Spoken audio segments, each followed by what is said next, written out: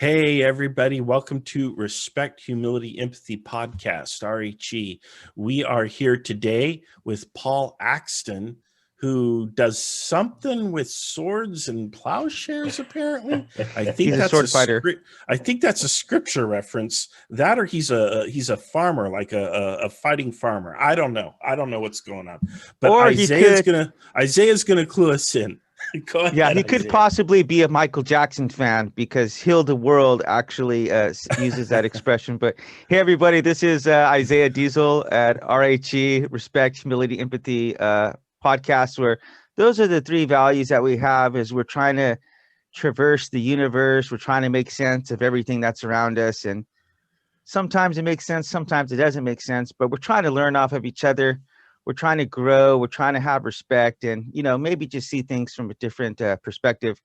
And speaking of which, I want to thank you, Mr. Axton, should I call you Mr. Axton or Paul? Because All he's is actually good. a former professor at my university. So I'm not sure if I gave you the lowdown, but you've walked into the lion's den because Marshall's an atheist.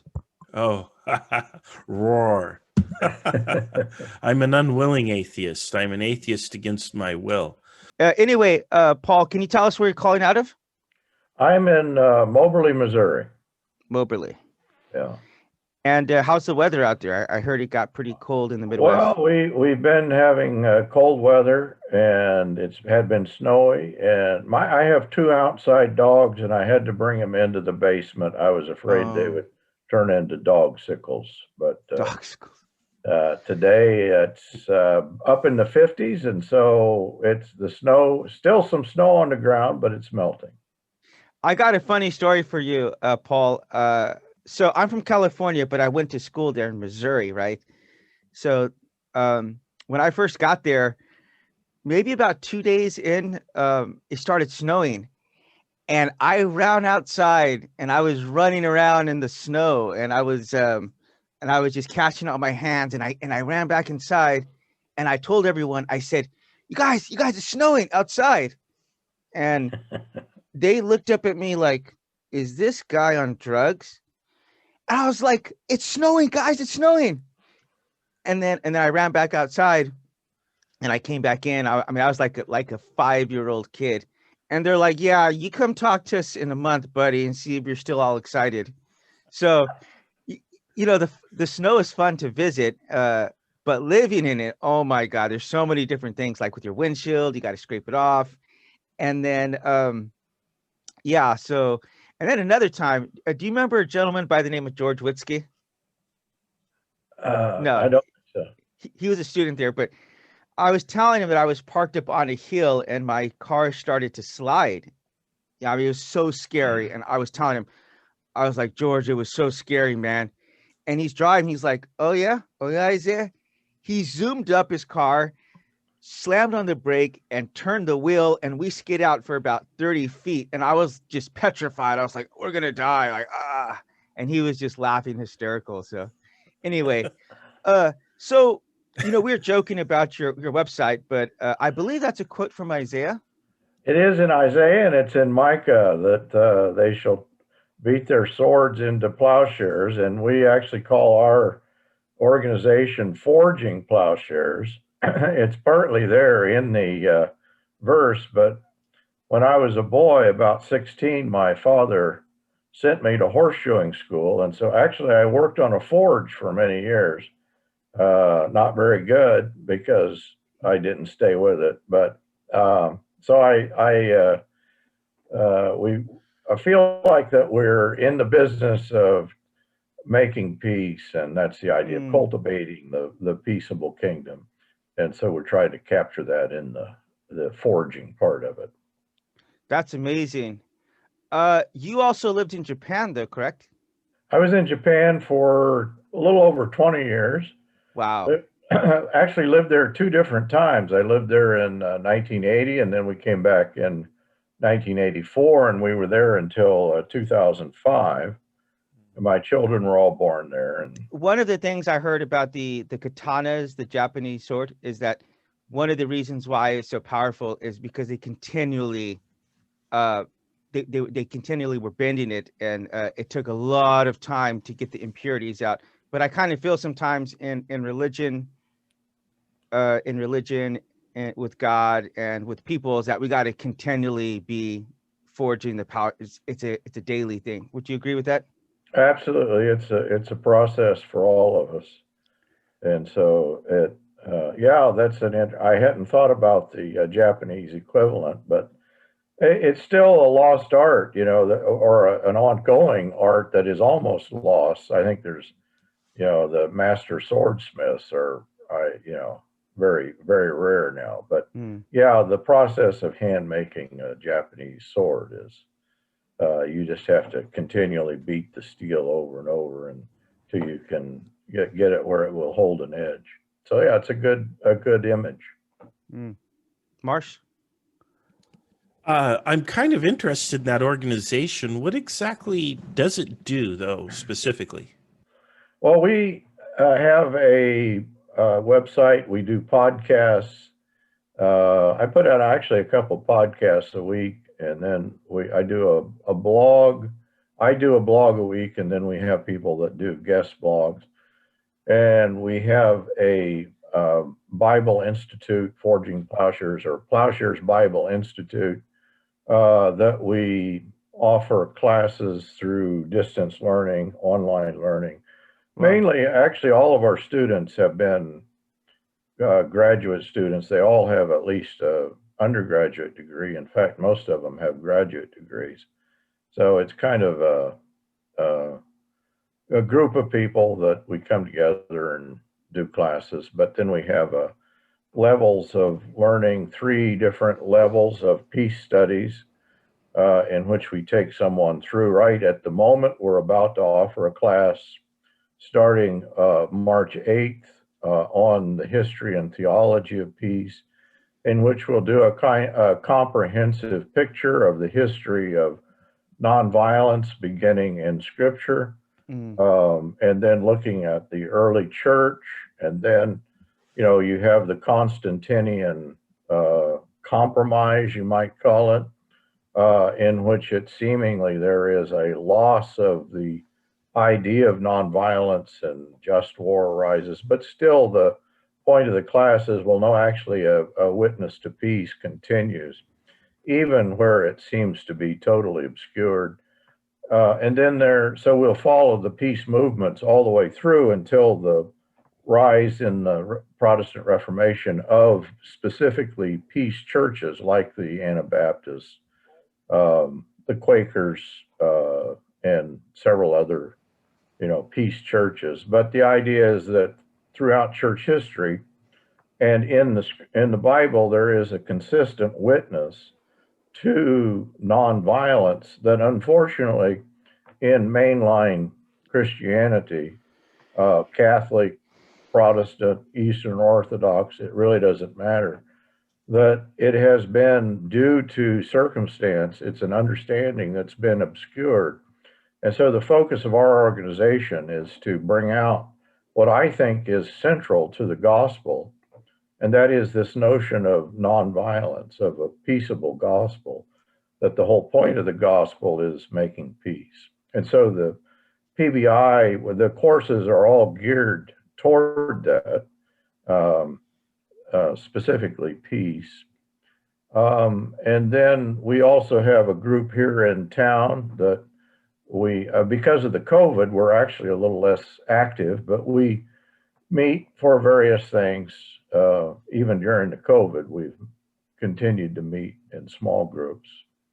But yeah, that's basically the program. So your program then teaches nonviolence and teaches people how to, I imagine, affect change through nonviolence, correct? It is focused more on a theology of nonviolence than on, in other words, there would be groups, and we do a little bit of both, but there are groups that are focused on a practical implementation of nonviolence, which I'm completely in sympathy with, but our particular focus is just simply to get the theology of peace there, And we do a bit of implementation, practical implementation of that nonviolence. But there are groups that would be more, focused on an outward activism.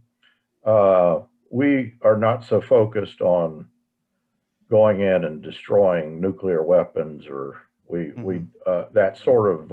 In other words, there can be a kind of protest that itself can become violent, but in as much as possible, we try to. I've done podcasts and interviews with people on both sides of that spectrum. So yeah, Mr. Axton, I'm sorry, Paul.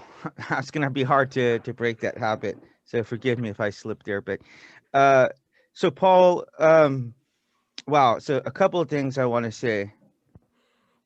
Yeah. So a couple of things I want to say.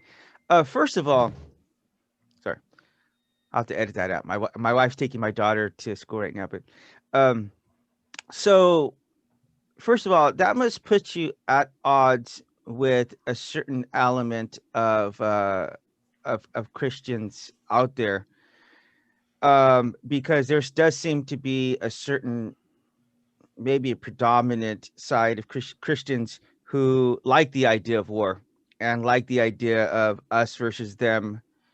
And are you familiar? Christofascism. Yeah, yes, yeah, exactly. Yes. Yeah, I think he might have. Paul might have used those exact words in one of his writings or something to that effect. But are you familiar with Bill Maher, Paul? I'm not. Okay, so Bill Maher is a very famous comedian / libertarian /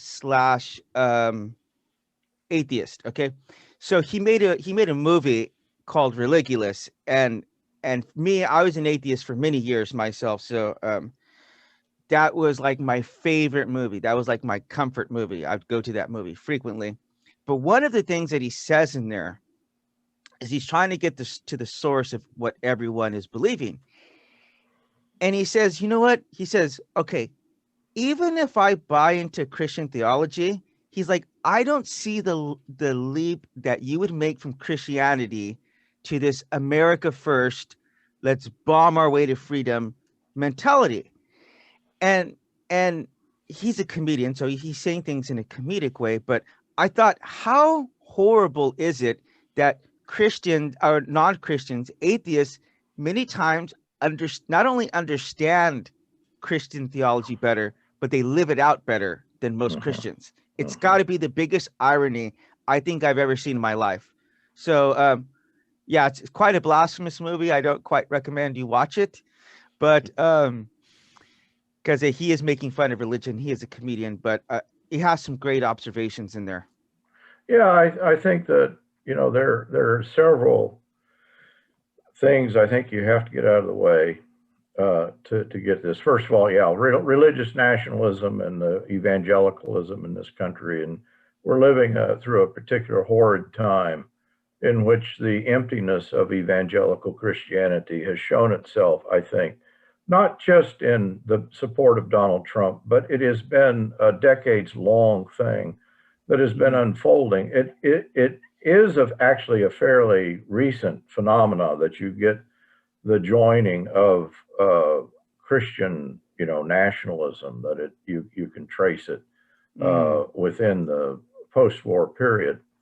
But of course, the problem in any discussion of Christianity is we're already dealing in an understanding of, just a basic definition of religion.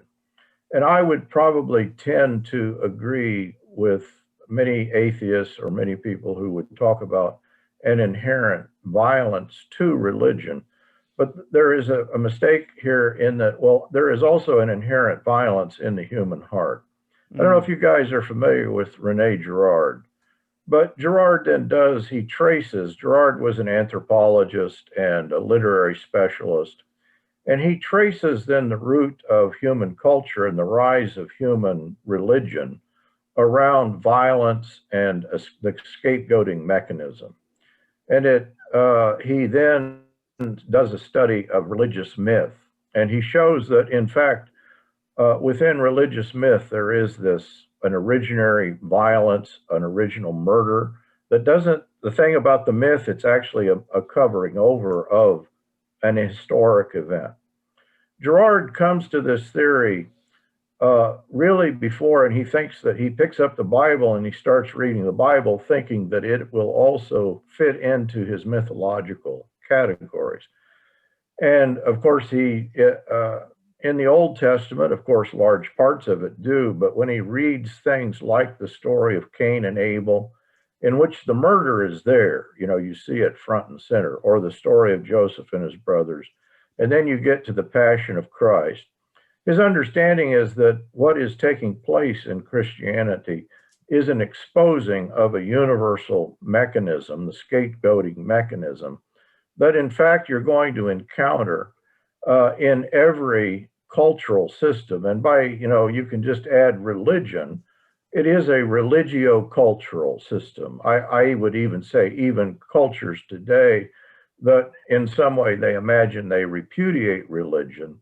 Well, actually, nationalism and the kind of nationalism we have here in the United States, it functions very much like a religious ideology functions. Mm-hmm, mm-hmm. And so in that sense, I think that Christianity stands over and against.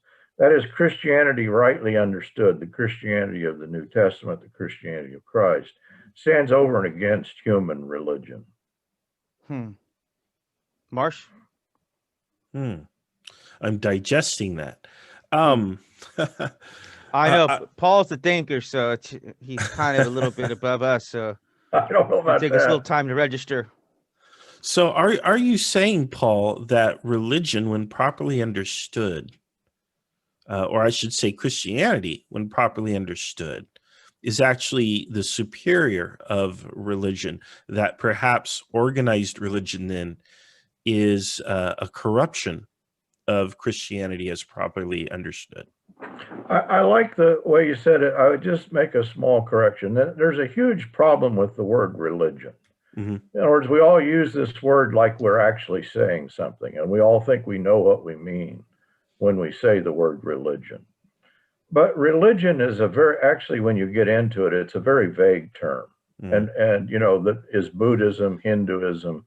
And so there is the sense that religion and culture are simply integrated into one another, so that they're very hard. Maybe in Japan, Korea is kind of unusual, but Japan, if you ask somebody if they're religious, they would say no. They might even say no while they're at the shrine praying.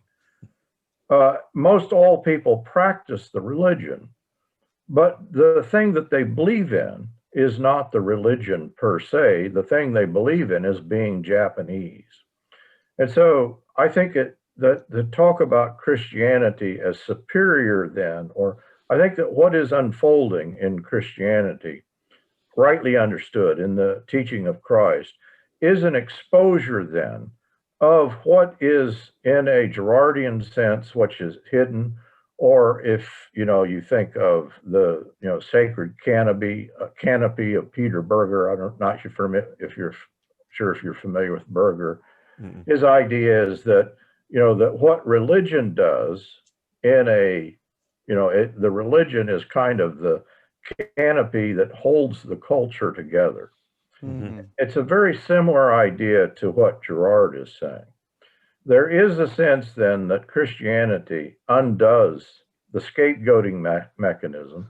And in fact, there is the sense that it removes that canopy, because the canopy is inherently a kind of deception.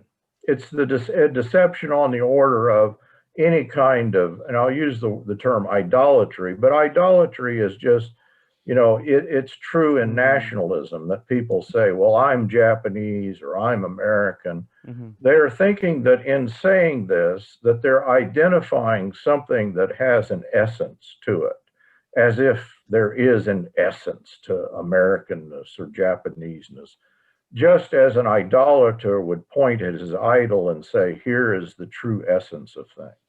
And of course, what we realize is there's nothing there in terms of an ontology or an essence. that it's actually a kind of absence.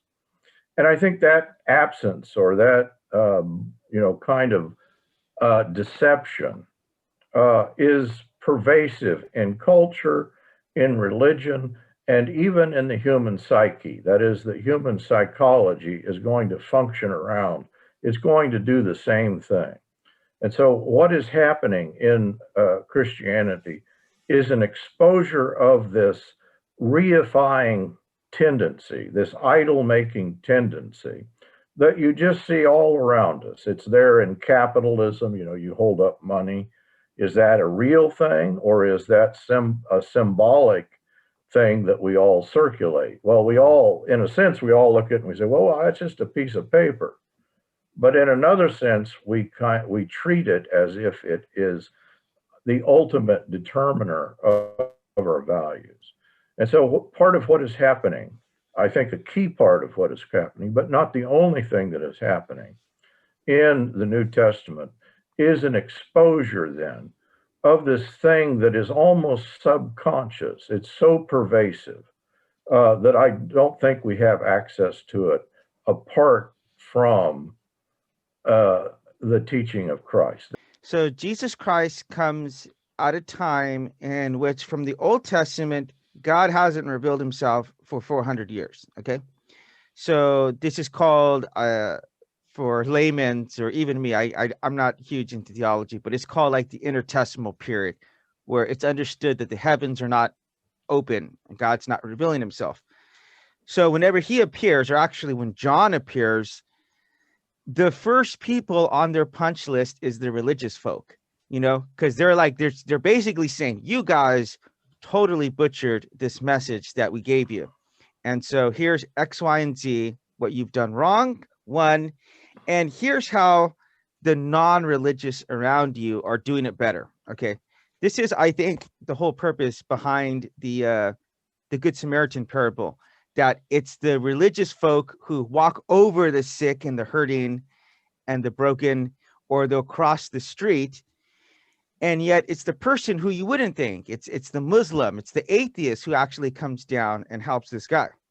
So it's a very pervasive theme that you see in the teachings of Jesus, that it's the religious folk who are more often than not the worst offenders of his law in society. That's why the Pharisees were his number one enemy, and they're the ones who killed him, right? So as a Christian now, I'm doing this podcast with Marshall, and we've been interviewing a lot of atheists. I think maybe 3. We've done 3 or 4 atheists already.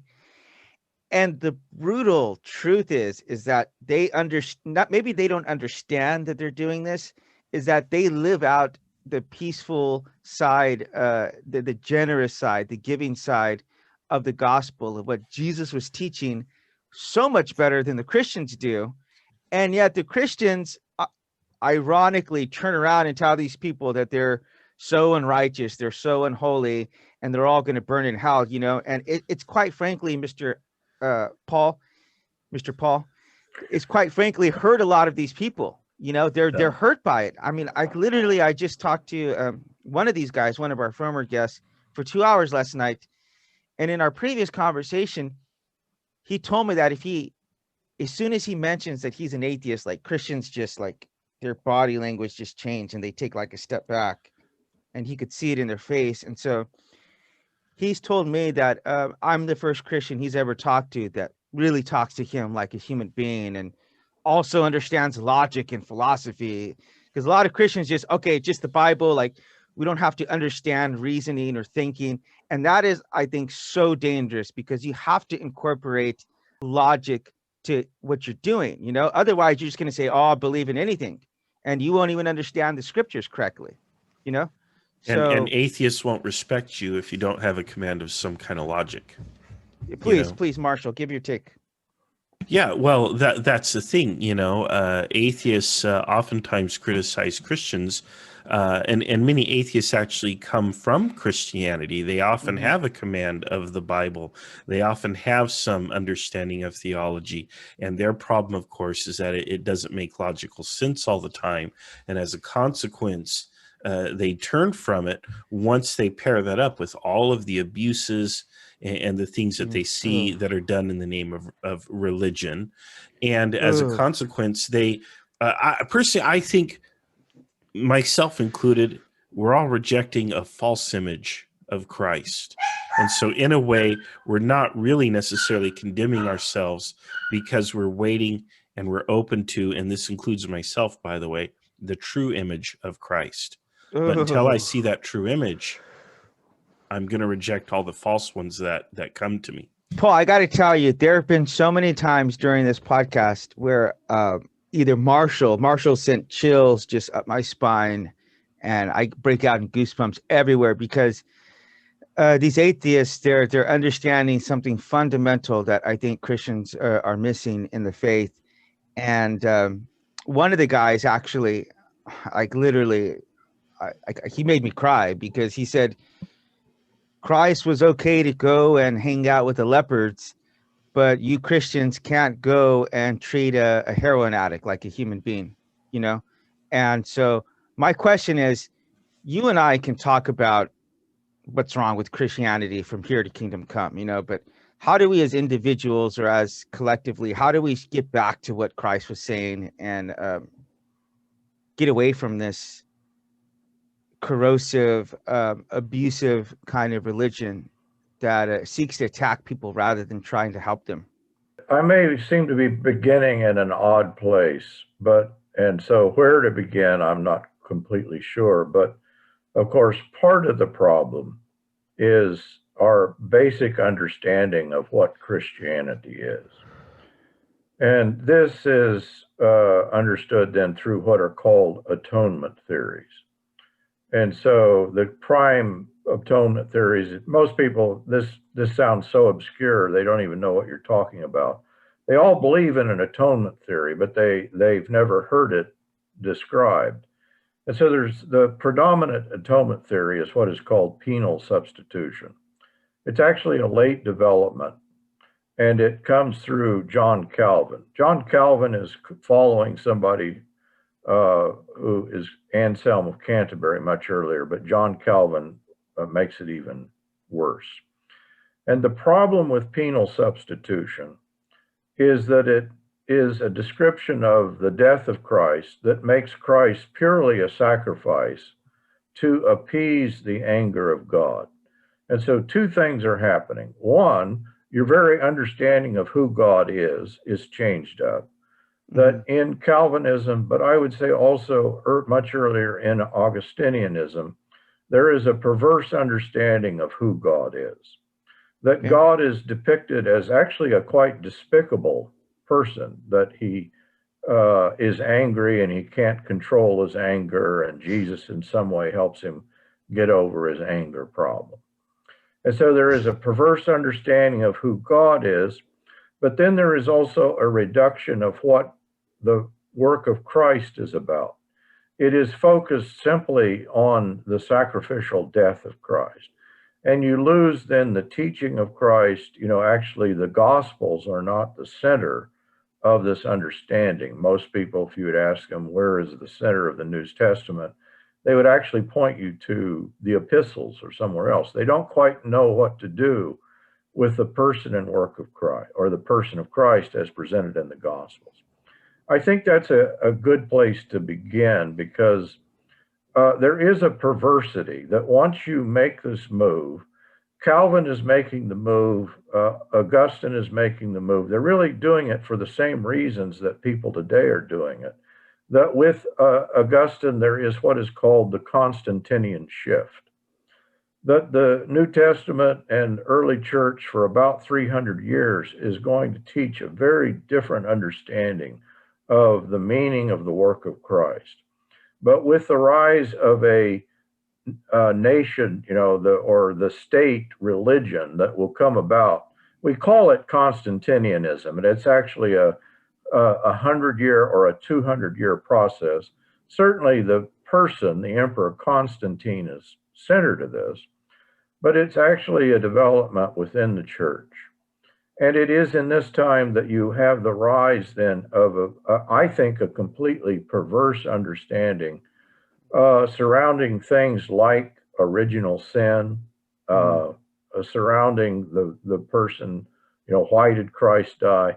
But all of this then makes Christianity amenable to agreeing with a kind of state religion that it will become in Constantinianism.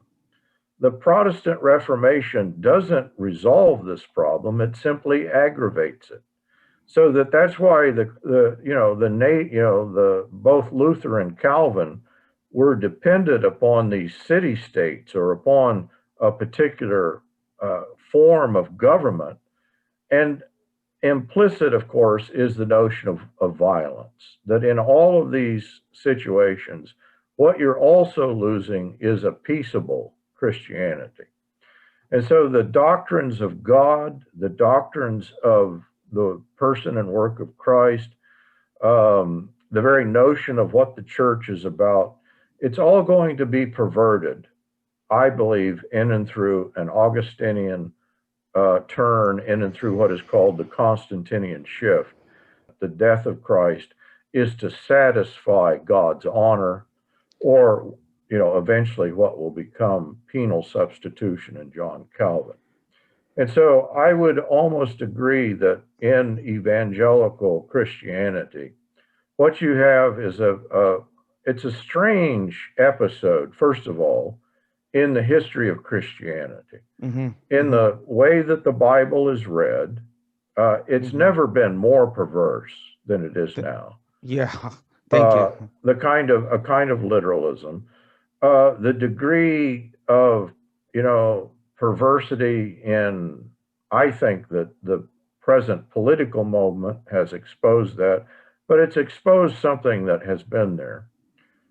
And so I think that there is a history to it, that in which if I had to, in fact, I do tell people, that if you had to choose between the God that is portrayed in evangelicalism and the devil, actually the devil comes out a little bit on top. Oh God. Because the devil at least is a limited person who does not have all the characteristics, the omnipotence, the power, and the perversity that I'm afraid we attach to God. And so what happens in this religion, we use language that will lose any kind of real meaning. We, just basic terms like love. If you have to hurt people to love them, the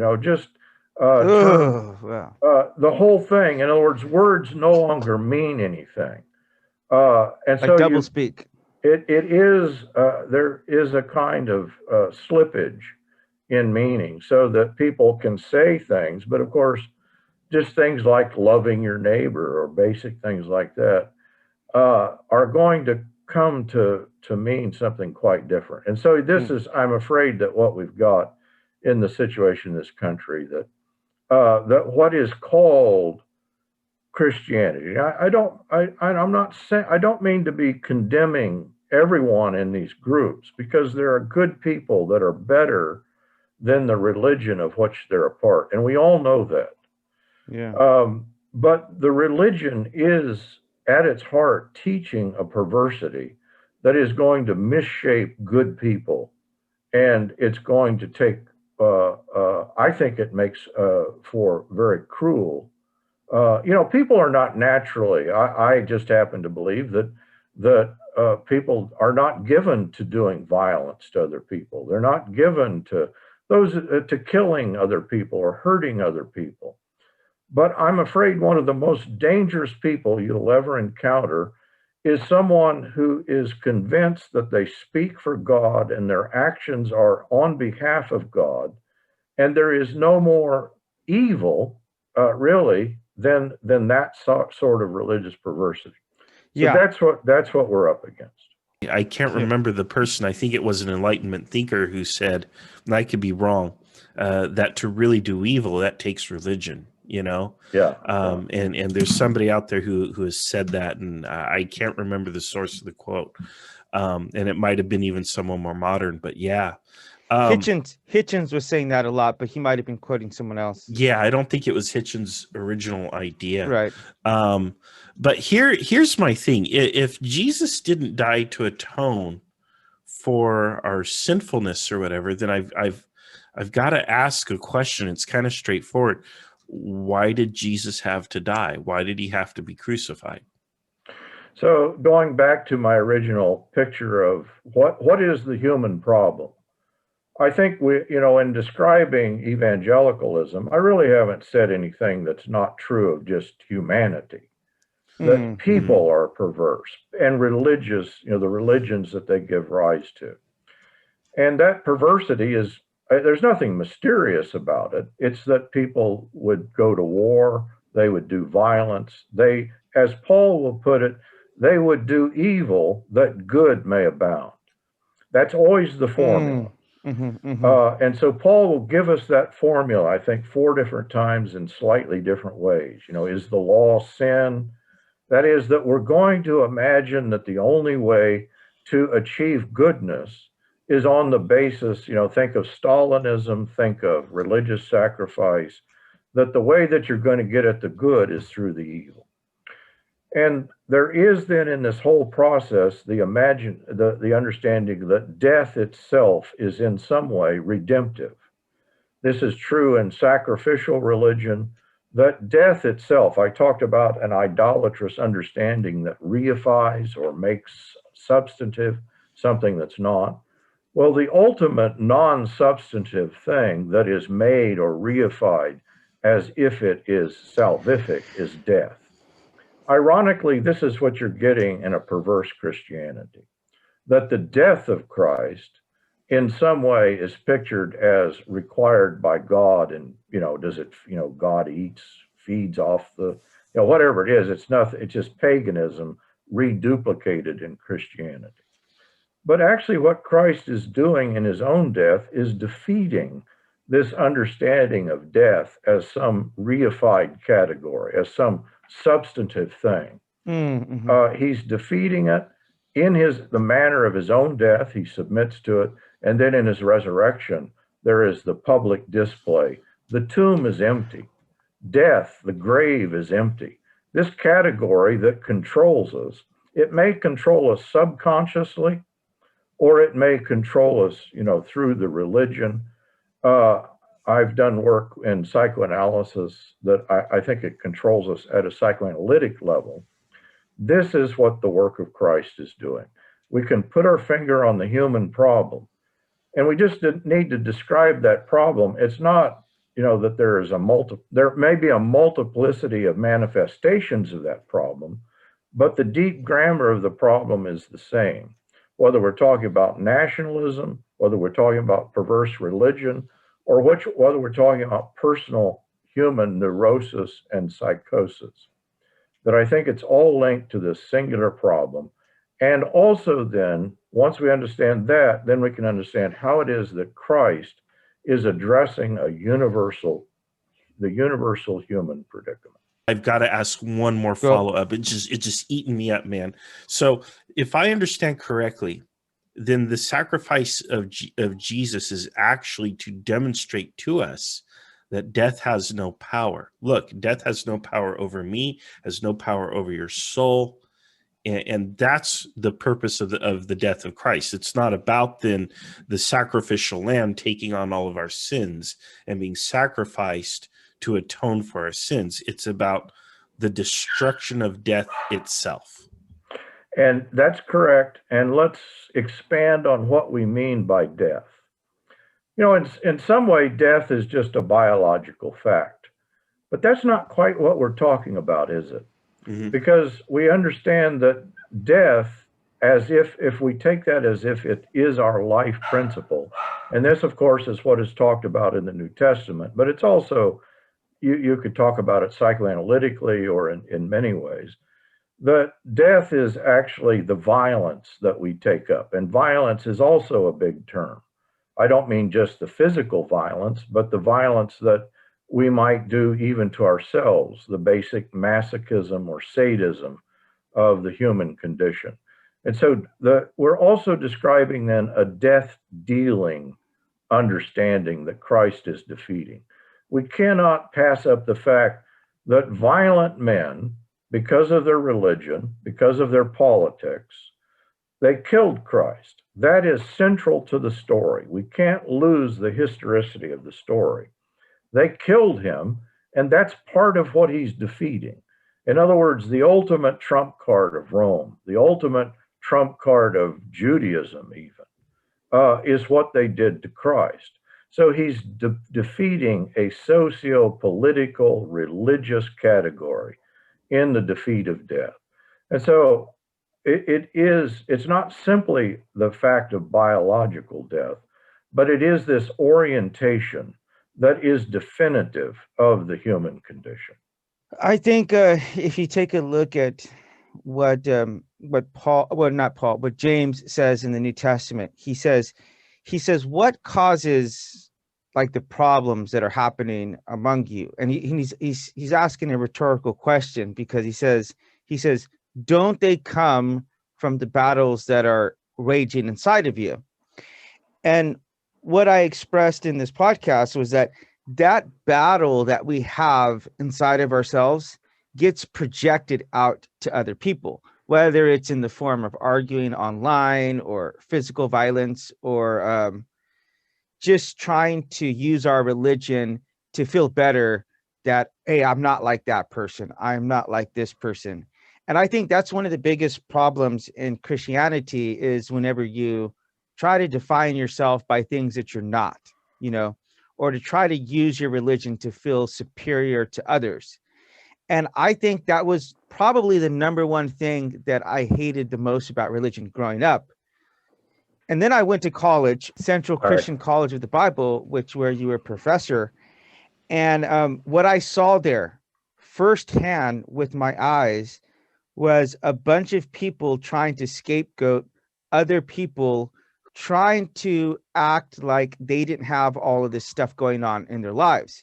And of course, being there in the dorms, you got to see the guys firsthand, what they were outside of classroom, and you just got to know the kind of things they talk about.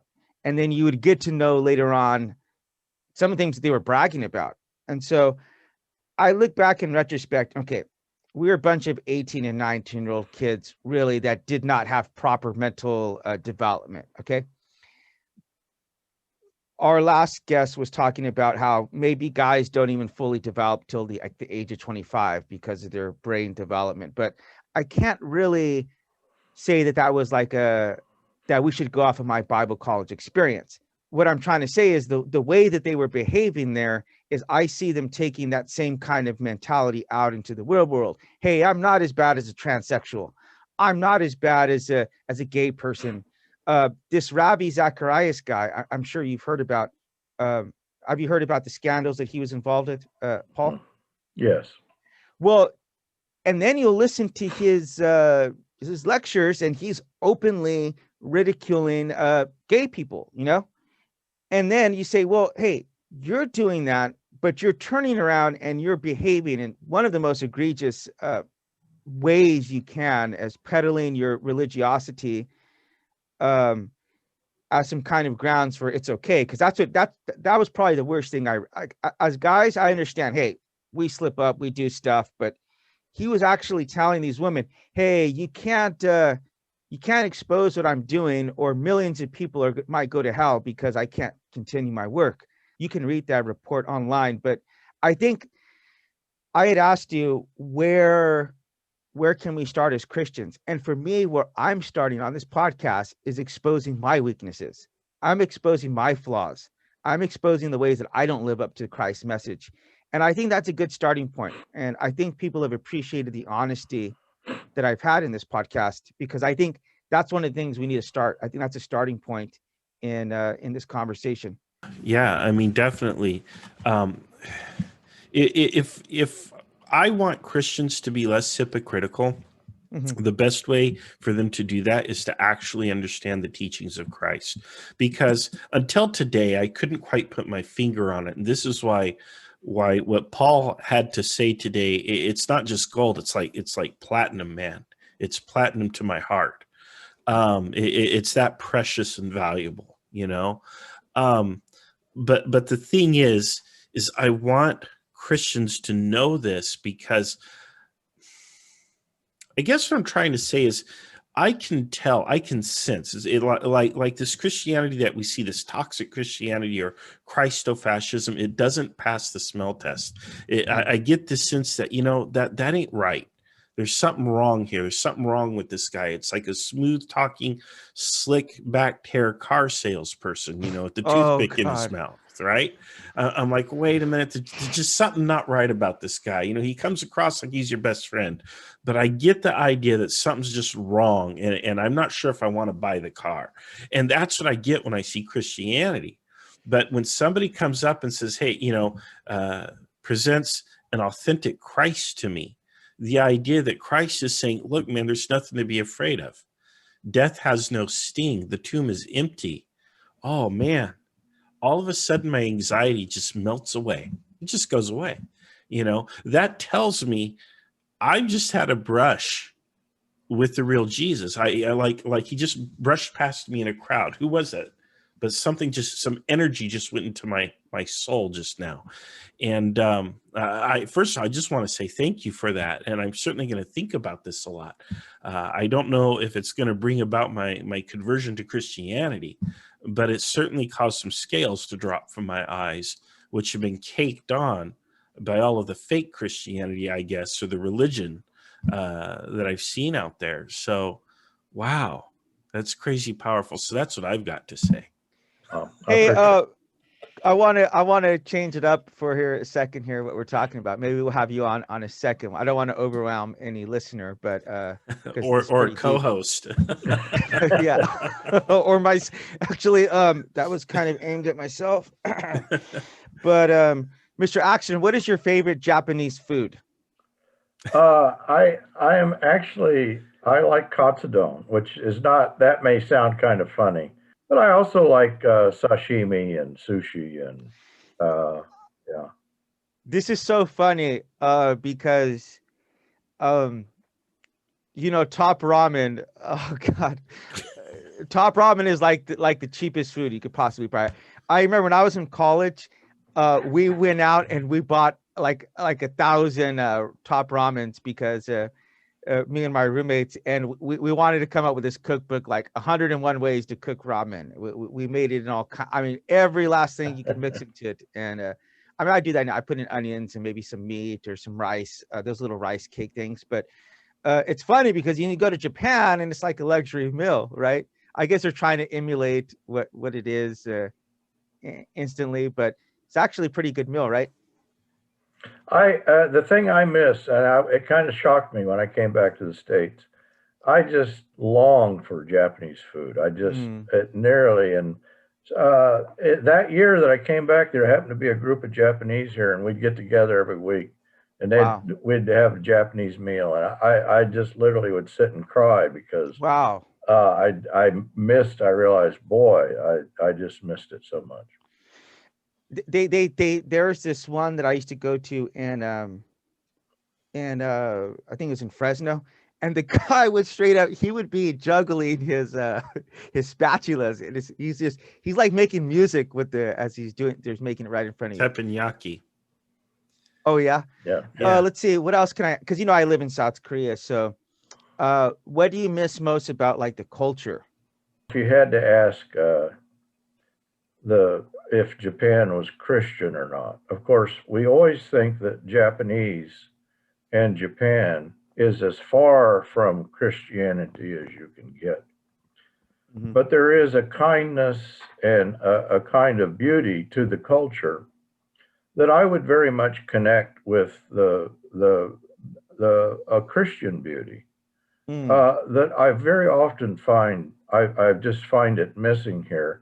A gentleness and kindness in people that strangely, I'm not saying it's completely absent, but just on a continuing basis there. Yeah. I miss that.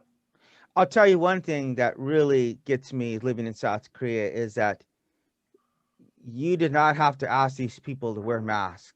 No. You did not have to ask them to love and I see that as loving your neighbor as yourself, So I'm thinking most of these people, maybe about half of them are Christian, or less than half of them are. And I'm like, and more people are Christian in America. And I said this, I said this in a mask video that I'm going to post in here, but I said we should have been, as Christians, the first one wearing these masks and the first one to say, I'm going to love my neighbor as myself. So I think there's a lot of ways that, I mean, I went into Palestine and I stayed at a mosque for a week, and I saw the love of Christ in these people in a way that I never have in Christians. So I think many times you would see it's the drunkard over there, it's the prostitute who understands God's heart many times better than Christians, and I think that's a very sad thing. As far as Japan goes, I guess all I can say is I really like sushi. I would love to visit Japan. It is on my list of nations I would like to visit. There's so much history. The culture is absolutely phenomenal. The politeness, the cleanliness, absolutely stuns me, fascinates me. It's absolutely remarkable. I mean, there's so much to admire about Japanese culture. In fact, it's on my short list. If I couldn't be an American, what would I want to be? And Japanese might be a close second. So, well, whenever you come out to Japan, you have to come visit me in because actually, I've never met Marshall, Paul.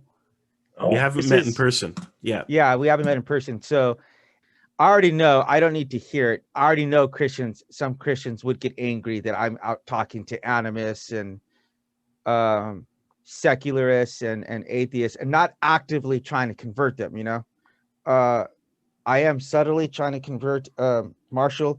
He's on a 5.5 on this like Richard Dawkins thing where 7 is like absolute certainty that God doesn't exist. So every week I'm asking him where he's at, and he was always saying 5.5, but I'm just trying to get him to like a 5.4, and I haven't been able to do it. So you might have moved that thermometer 1 degree, which is great. But I'm joking on that. But I think as Christians, we need to start off with some humility first and saying, hey, I don't have all the answers, and I know I can learn from atheists. I know I can learn Christian values from people who don't necessarily understand Jesus the way that I do. I know that I can learn. I know I can learn from a bum who doesn't have any money. I know I can learn a lesson from this guy. Humility. So, and not saying you're a bum, but just some random bum off the streets, So I think if we can start there and treating these people with respect and listening to them, hearing them out, hearing the hurts that they have, I genuinely, and I maybe I've misinterpreted Jesus Christ, but I really believe, I'm not sure if Jesus could use the internet if he was here, but I'm not sure if he'd do a podcast, but I think this might be something that I'd get a fist bump from him. Are you guys familiar with Slavoj Žižek? Yeah, I've heard of Žižek. I'm not too familiar with him, but I believe, he's. I think he's like Czechoslovakian or Hungarian, and I believe he's a left winger, if I'm right. I could be wrong. Yeah, he would.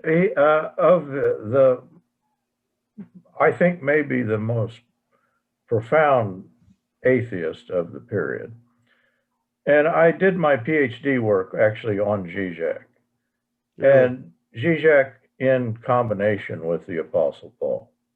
And so the point is, does atheism have something to tell us? I think that in this period that the Žižek, of course, is working with psychoanalytic theory, philosophical theory of Jacques Lacan. And so there is that in the perversity of Christianity as we have it, there has been a kind of departure. These guys have recognized it. And so, yes, I have a profound appreciation for that perspective. All I'm going to say is